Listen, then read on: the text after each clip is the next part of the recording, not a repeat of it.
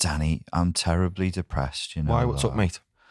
I didn't get everything that I wanted exactly as I wanted it in this life. Mm. And my fury is driven. It's funny you should say this, you know. Go on. I put a post up last week on my Facebook. Yeah. I actually put it on all my social media thing, but it got a lot of attention. And it was one of those posts, you know, when you write a post and you think, how's this going to go? Yeah. Is this going to trigger a lot of people? Am I going to be explaining myself all night? And the basic premise was, it was basically a shout out to all the men that are struggling, but don't identify as depressed. Yeah. They don't identify as, or they don't talk about their crippling anxiety. Yeah. Men who just know that life's hard.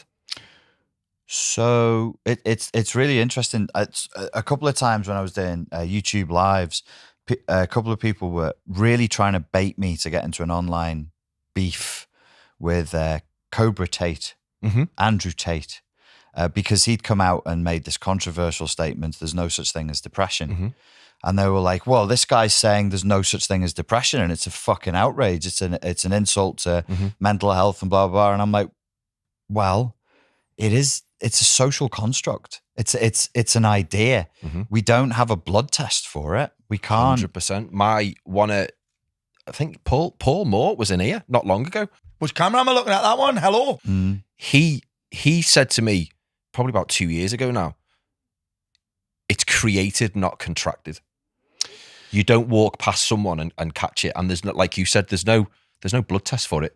Well, so people watching this, the triggering is when people who do identify as being depressed and it's part of their life and they're on antidepressants, blah, blah, blah. What we're not saying is that your experience isn't what your experience is, because 100%. you might really be suffering. But just a little devil's advocate moment. What if we said you're actually not depressed, you're grieving, for example? Because we have a big taboo in our culture about grieving. We don't do grieving. We don't do sadness very well. And then when someone's sad, we're like, oh, everybody gets anxious with your grief and your sadness. And they're like, there's fucking something wrong with them. Well, what's wrong? They're not happy. Well, why should they be happy? Why should people be happy all the time? Do you think, like, throughout all of our ancestry and all of our evolution, we've just been happy and joyful? I bet we haven't. No. I bet we've been pretty po-faced. Life is hard. And I think this is what a lot of people don't realize. Do you remember years ago when people just got sad? Well, I wouldn't have been born. But yeah, I know what you're saying. No, I see what you're saying. Remember. Yeah. Sorry. So Yeah. You would go through a hard time. So now you're talking about the fact that there's this cultural shift. It's almost like a trend to say you're depressed. I have a clinical psychiatric you're depressed. something. You are. So I did it. Do you know what? This is the same as insomnia. I did a video about this the other day talking about insomnia. If you are told that you have something, you then automatically go, oh shit. This is a phenomenon in psychology that was found by Australian psychologists whose name I can't remember. It's called looping. So when you believe you have the thing, you start acting as though you have the thing, and then you create more of the thing. It's self-fulfilling prophecy as well. Prophecy that type by of any thing. other term, And I love it because I do remember, 45 years old this year, I remember when you could just be sad. You could just have a really, really, really down. bad day. Yeah. And no one would go, you're depressed. Yeah. No one. There was a thing on TV the other day. I sometimes find myself shouting at the telly. Do you? Yeah.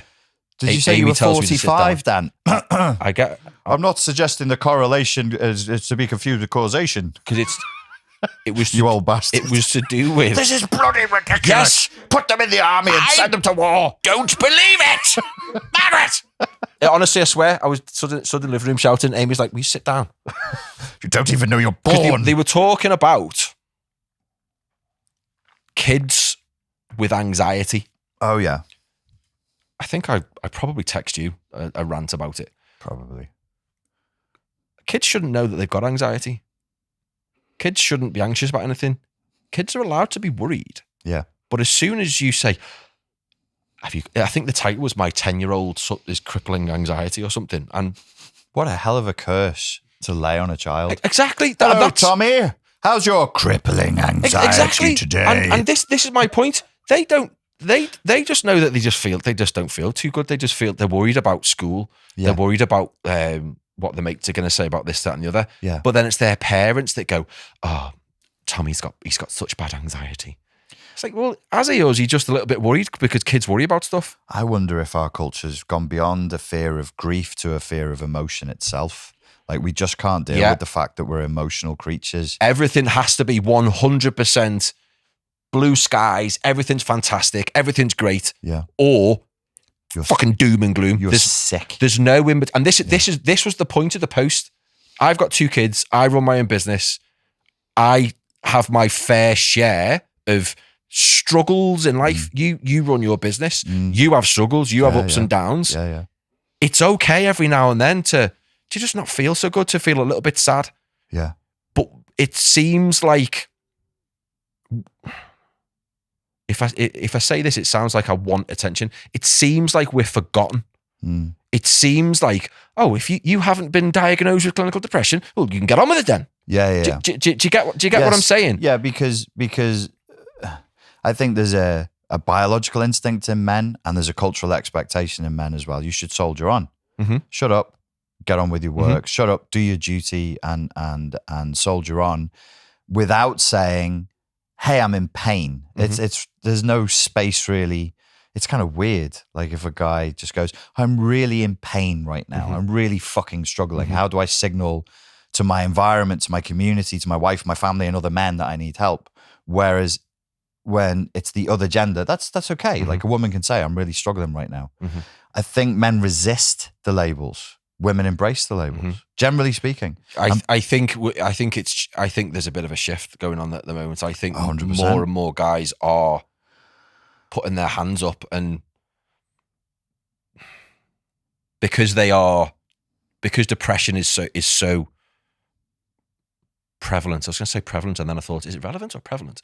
It's just everywhere at the moment, isn't ubiquitous. it? So you see someone on TV and they're talking about similar symptoms that you've got: sadness, feelings of woe, feelings of feeling down, and then you go, it's like if you Google diagnose something. Okay, so I need to remember a thought there. Go on. It's like, so if you Google blah, blah, blah, blah, you're like, oh my God, that's me. Yeah. So then you start to go, and you start to, if someone tells you that you're depressed, your subconscious kicks in and goes, right, okay, how are we supposed to act then? Oh, we're depressed. I think I'm going to slump down a bit and put my head down. Yeah, I think this is how depressed people act. Because you have told yourself that you are depressed, or you've been told that many times that you then start to act like it. So that I actually, now that we're talking about it, think is a diagnostic problem, or a problem with the process of diagnosis itself. It's appropriate for a clinician, a psychotherapist, or a doctor to know the concept of clinical depression. Your client, your patient comes in, they don't leave the house. The things that they used to enjoy, they don't enjoy anymore. They're eating very, very little, or they're eating too much. They're sleeping very little, or they're sleeping. There should be diagnostically and clinically 100% a construct that is called clinical depression.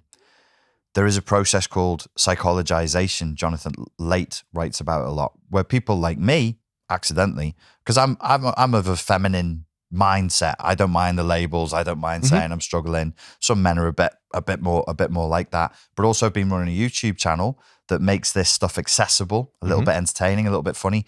And then the world, it wasn't just me that did this, tons of people did this. And then the world catches this diagnostic hysteria, and they want to diagnose everything. It's not appropriate outside of clinical setting. That the normal everyday person doesn't really need access to the concept of clinical depression. Not really. Nope. It's not useful. In fact, I think it's doing far more harm than good. All psychologization has done far more harm than good, because it's trained people to think of themselves as weak and sick and incapable. Coming back to your original point, if you start from a more stoic position, which is nothing we're saying here is outrageous. No, not at all. It's the stoic philosophy that underpins the major therapeutic system that we use in the United Kingdom and in America, which is cognitive behavioral therapy. It's all rooted in stoic philosophy. What are the assumptions? Things like life is tough, expect it to suck. and deal with it with a degree of equanimity and acceptance. Change what you can. Yeah. Epictetus dichotomy of control, isn't it? Yeah. And accept the things that you can't change, kind of thing. If we had a bit more of that side of therapy rather than the psychiatric, medicalized side of psychotherapy, it probably would be helpful. Yeah, I agree hugely. It's like you said, it's like a collective. What's the word I'm looking for? One person has it, and then they tell. I've psychosis, collective psychosis. I know people who self-diagnose, end up, because apparently you can get drugs anywhere these days, end up just buying their own antidepressants. Yes. And starting that horrible cycle where they go, I have people in my family who've done that. I feel I'm having a bad day. Baby, we spoke about sleep, we spoke about hydration, we spoke about poor nutrition. Fuck with them. And the feelings that you get, you could 100% mistake them for depression. 100%. Low energy, low willpower, low motivation, just a general feeling of everything's kind of getting on top of you. You have that for a few days, and then a friend of yours goes, "Oh, I've been using these for a while. Have some of them." Bump, and then you're down the wormhole then of being addicted to antidepressants. I found out. So for years, I naively accepted people's diagnoses. They would say, "I'm ADHD. I'm anxious. I have social anxiety disorder. I'm depressed. And then I started asking around and was like, who diagnosed you? Oh, no, I know the symptoms and I diagnose myself. I don't need a doctor to tell me. So I kept asking clients this. And then I was getting like 90% of them were telling me they were self-diagnosed. So I started looking up the stats. And there's research into this. I'll just take ADHD as an example. Apparently 80% of the people walking around, including children walking around, saying they have ADHD, have never seen an ADHD specialist. They've never been... I'm not saying it doesn't exist. That's not the polemic I'm trying to create here. No, I 100% agree. Yeah. 100% agree. We talk about statistics, 80% of statistics are made up or whatever. Right. But I think that's absolutely Google having all this information at your fingertips. I don't feel very good. Yeah. Oh my God, I must have that. What's the treatment for it? Oh, it's this. Well, there's no point going to doctors. I might as well just get that. But Danny, they were coming to me with such confidence. I didn't have any idea that people would self-diagnose and then proclaim it to a stranger. Yeah. I'm a stranger to them. Yeah. I have clinical thing. And I'm like, well, you must have seen a clinician when you speak with such certainty. The love of labels, isn't it? That's the love of, no, I'm not sad. Me, sad? Yeah. No, I'm a manic depressive. Right. Are you? Yeah. Yeah. Proper. I've Googled it, mate. Yeah. Look, I've got these pills. I bought them from some guy. From Amazon. Yeah. Well, what did the doctor say? Well, I'm not going to the doctor, mate. Okay. I don't need to go to the doctor. I don't need the doctor to tell me how I feel. All right, mate. When I looked up what Andrew Tate actually said, and then he did an interview about it afterwards, it's there on YouTube. He said he knew he was making a controversial statement at the time, but what his statements were around was around lifestyle and lifestyle change. Mm-hmm. People respond to this like it's not a psychoanalytically valid response. They're like, oh, you're just saying that we should just go for a jog. Hey, buddy, we're too depressed to put our shoes on. Wait.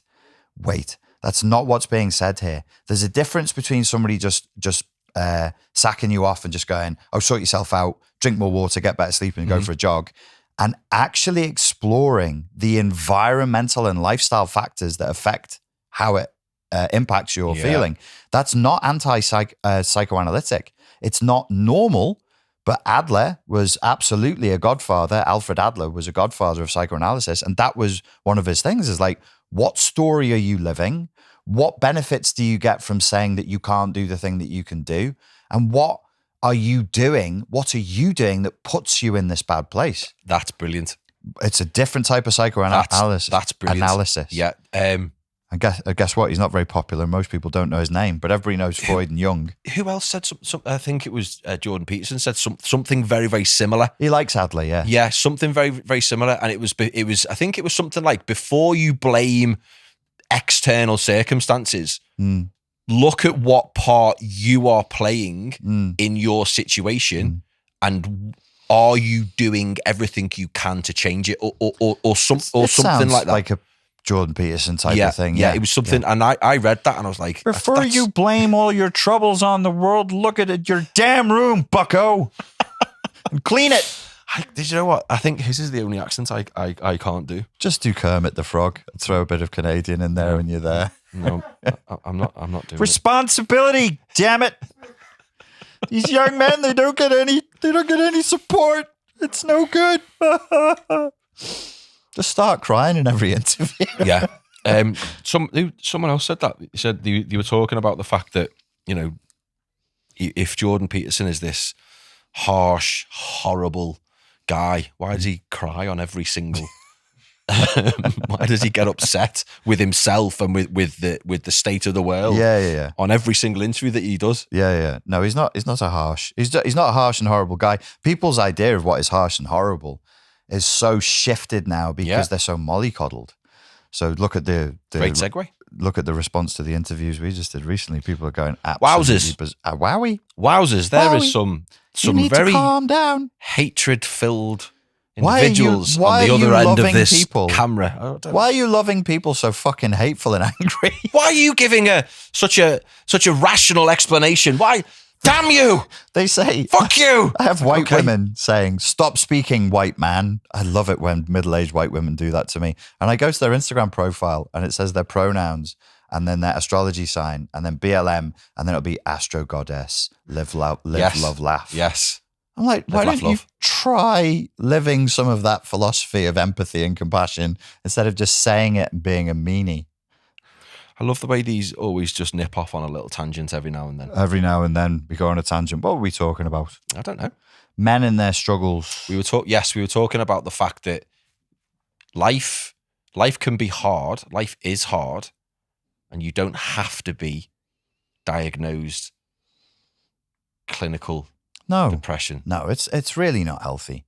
Psychologization has done terrible damage. I think it's doing terrible damage to every aspect of society. It's seeped into politics. It's seeped into banking, corporations, everything. Not everything is a psychological problem. There are concepts that are perfectly valid inside of a clinical setting. Yeah. They don't belong in the bank. They don't belong in a hospital. They don't belong in a school. That's for an individual with an individual. The idea of safe spaces. Mm-hmm. A clinical setting should be a safe space, should be amoral.